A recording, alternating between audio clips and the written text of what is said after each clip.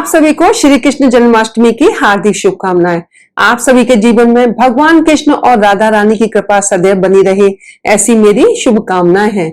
मैं डॉक्टर मनीषा शर्मा आप सबका हृदय से स्वागत करती हूँ। आज के इस वीडियो में मैं आपको बताऊंगी कि श्री कृष्ण जन्माष्टमी हमें कब मनानी है, व्रत कब रखना है, पूजा विधि क्या है, पूजा का शुभ समय क्या है, आज के दिन हमें क्या करना चाहिए और क्या नहीं करना चाहिए। तो चलिए अपने इष्ट देव को प्रणाम करते हुए आज की इस वीडियो का शुभारंभ करते हैं। द्वापर युग में श्री हरि विष्णु जी ने श्री कृष्ण जी के 8वें अवतार के रूप में जन्म लिया था। हिंदू पंचांग के अनुसार हर वर्ष भाद्रपद माह के कृष्ण पक्ष की अष्टमी तिथि को जन्माष्टमी का त्योहार मनाया जाता है। इसे हम श्री कृष्ण जन्माष्टमी, श्री जयंती, गोकुलाष्टमी, श्री कृष्ण जयंती के नाम से जानते हैं। तो इस दिन सभी भक्तगण भगवान श्री कृष्ण के बाल स्वरूप की पूजा अर्चना करते हैं, व्रत रखते हैं, भगवान श्री कृष्ण को तरह तरह से रिझाते हैं, मनाते हैं और उनकी अनुकंपा को पाते हैं। तो चलिए जानते हैं कि हमें इस वर्ष जन्माष्टमी का व्रत कब रखना है, हमें अष्टमी तिथि कब प्राप्त हो रही है। इस साल कृष्ण जन्माष्टमी का पर्व 26 अगस्त सोमवार के दिन मनाया जाएगा। इस दिन जयंती योग का निर्माण हो रहा है।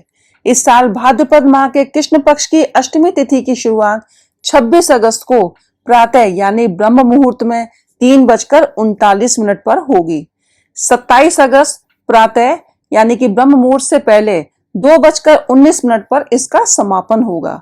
ऐसे में 26 अगस्त 2024 के दिन कृष्ण जन्माष्टमी का व्रत रखा जाएगा। रोहिणी नक्षत्र का आरंभ 26 अगस्त को दोपहर में 3:55 पर है।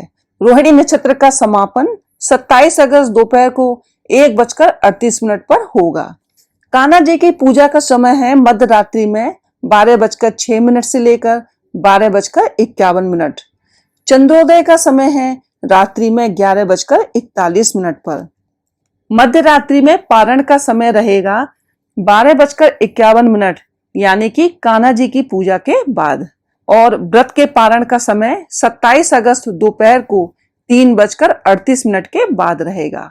तो इस तरह से हम लोग 26 अगस्त को कान्हा जी का जन्म उत्सव धूमधाम से मनाएंगे। आप सच्चे मन से भगवान कृष्ण को मनाइए, उनकी पूजा अर्चना करिए, व्रत रखिए, अपने मन में किसी भी संदेह को ना आने दीजिए। तो इस तरह से आप व्रत को धारण करिएगा। इसका महत्व क्या है जो हम व्रत रखते हैं जन्माष्टमी का? जो भी जातक, जो भी भक्तगण आज के दिन व्रत रखता है उसकी भगवान कृष्ण सभी मनोकामनाओं को पूर्ण करते हैं। जो संतानहीन है, जिनको संतान की इच्छा है, आल बाल गोपाल लड्डू गोपाल की सेवा करिएगा, व्रत जरूर रखिएगा और भगवान की कृपा से आपको अगले साल तक संतान की प्राप्ति जरूर होगी। जो भी जातक इस व्रत को धारण करता है उसकी सभी मनोकामनाएं पूर्ण होती है। इस लोक में नाना प्रकार के सुख भोग कर अंत में गोलोक की प्राप्ति होती है। और जो भी हमने जाने अनजाने में जो हमसे पाप कर्म होते हैं, हम उनसे मुक्त हो जाते हैं। अकाल मृत्यु का भय नहीं रहता। तो आप सभी लोग पूरी निष्ठा से, पूरी श्रद्धा से इस व्रत को धारण करिएगा और लड्डू गोपाल को मनाइएगा। उनके जन्माष्टमी का त्योहार बड़े अच्छे से धूमधाम से मनाइएगा। अब मैं आपको पूजा विधि बताती हूँ। सभी लोगों के घर में अलग अलग तरीके से जन्माष्टमी का त्योहार मनाया जाता है, लेकिन मैं यहाँ पर आपको संक्षिप्त में इसकी थोड़ी सी पूजा विधि की जानकारी दूंगी। हर एक व्रत के अनुसार हमें सबसे पहले जल्दी उठना है। देखिए बहुत से लोग क्या करते हैं कि जिस दिन व्रत होता है और देर से उठते हैं। आपको ऐसा नहीं करना है। सुबह ब्रह्म मुहूर्त में उठिएगा, नहीं तो सूर्योदय से पहले आपको जरूर उठना है। उठने के बाद आपको स्नान करना है। स्नान में आज आप काले तिल डालकर स्नान करिएगा, गुलाब जल डालिएगा, गंगा जल डालिएगा, औषधि भी डाल सकते हैं। एक सर्व औषधि का पैकेट आता है, आप उसको डाल के भी स्नान कर सकते हैं। इस तरह से स्नान करिएगा। इसके बाद भगवान सूर्य को अर्घ्य प्रदान करना है। आज आपको पीले और नारंगी रंग के वस्त्रों को धारण करना चाहिए, क्योंकि ये भगवान के बहुत ही प्रिय रंग हैं। इसके बाद आप अपने मंदिर में आएंगे, तो आप मंदिर में आकर के सबसे पहले व्रत का संकल्प लेंगे। अपने हाथ में आप थोड़े से अक्षत लीजिएगा, पुष्प लीजिएगा, 1 रुपए का सिक्का लीजिएगा और जैसा आप व्रत को धारण करती हैं, यानी कि आप फलाहार रखती हैं, निराहार रखती हैं, अन्न मतलब खा लेते हैं आज के दिन, तो जिस तरह से आप व्रत को धारण करती हैं उस तरह से आप व्रत का संकल्प लीजिएगा और आज अपनी मनोकामना को भगवान कृष्ण को जरूर बोलिएगा। तो देखिएगा आपकी मनोकामना जरूर पूर्ण होगी। इस तरह से आपने व्रत का संकल्प लिया। उसके बाद आप लड्डू गोपाल जी का, शालिग्राम जी का, जो भी कोई विग्रह है आपके घर में, उन सब का आप अभिषेक कराएंगे। आज शंख से अभिषेक कराइएगा। शंख में कच्चा दूध डालिएगा, केसर डालिएगा और तुलसी पत्र डाल करके आप भगवान को अभिषेक कराइएगा। उसके बाद आपको पीले सुंदर वस्त्र धारण कराने हैं, उनका पीला चंदन लगाना है, पीले फूलों की माला पहनानी है। देखिए, भगवान को हर श्रृंगार के फूल, शेफाली के फूल, पारिजात के फूल बहुत पसंद है। गेंदे के फूल भी आप उनको धारण करा सकती हैं।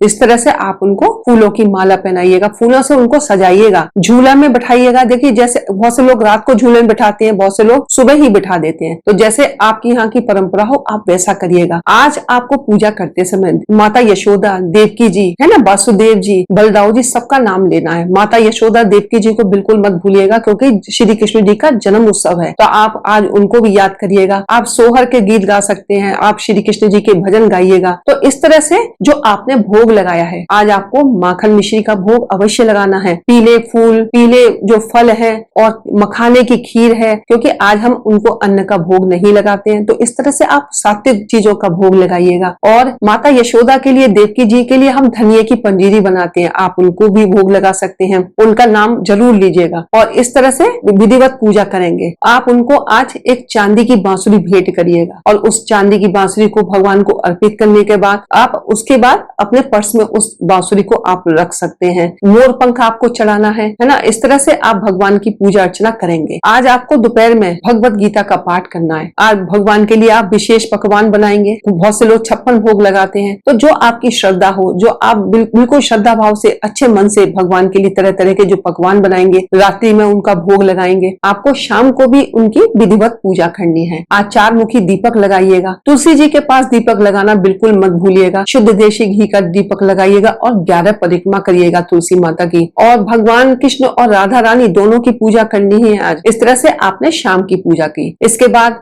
हम सभी जानते हैं कि लड्डू गोपाल जी का 12 बजे जन्म होता है। हम उस समय विशेष पूजा अर्चना करते हैं। तो लड्डू गोपाल जी को आप शंख से स्नान कराएंगे, दूध से, जल से, दही से, सब चीजों से स्नान कराएंगे, पंचामृत से स्नान कराएंगे और उनको सुंदर वस्त्र धारण कराएंगे। और आज आप खीरे में भी भगवान का जन्म होता, तो खीरा रखना अपने मंदिर में बिल्कुल मत भूलिएगा। एक काजल का टीका उनको जरूर लगाइएगा कि हमारे लल्ला को नजर ना लगे। तो आप इस तरह से भगवान की अच्छे से पूजा अर्चना करिएगा। भोग प्रसाद जितने भी आज आपने पकवान बनाए हैं, आप सब उनको खिलाएंगे। इस तरह से हमने रात्रि की पूजा करी। शंख बजाइएगा जब भगवान का जन्म होगा, थाली बजाइएगा, शंख बजाइएगा। तो इस तरह से भगवान का स्वागत हमको करना है। तो इस तरह से हमने पूजा विधि को समाप्त किया। देखिए, आपको कुछ विशेष उपाय भी करने हैं। भगवान के मंदिर में जाइएगा, सार्वजनिक मंदिर में, और वहां उनको आप जाकर के पीले फूलों की माला आप उनको जरूर पहनाइएगा और पीले फूल, पीली चीजें आज उनको आप अर्पण करिएगा। 11 बादाम और एक श्रीफल लेकर के भगवान कृष्ण के मंदिर में जाइएगा, वहां आप उनको चढ़ा दीजिएगा। दूसरा, आपको आज क्या नहीं करना चाहिए। देखिए, आपको आज तामसिक चीजों से बचना है। आपको सात्विक भोजन करना है। तुलसी पत्र आज बिल्कुल नहीं तोड़ना है। काले नीले रंगों के कपड़ों को नहीं पहनना है। आज किसी तरह के पेड़ पौधों को नहीं काटना चाहिए। तो ये छोटी छोटी सावधानियां आप इनको रखिएगा। तो चलिए, आज की वीडियो में बस इतना ही। यदि आज की वीडियो आपको अच्छी लगी हो तो प्लीज लाइक करिए, मेरे चैनल को सब्सक्राइब करिए, शेयर करिए और बेल आइकन को प्रेस करिए, ताकि आपको आगे आने वाली वीडियोस का नोटिफिकेशन प्राप्त हो सके। हर हर महादेव, जय भोलेनाथ।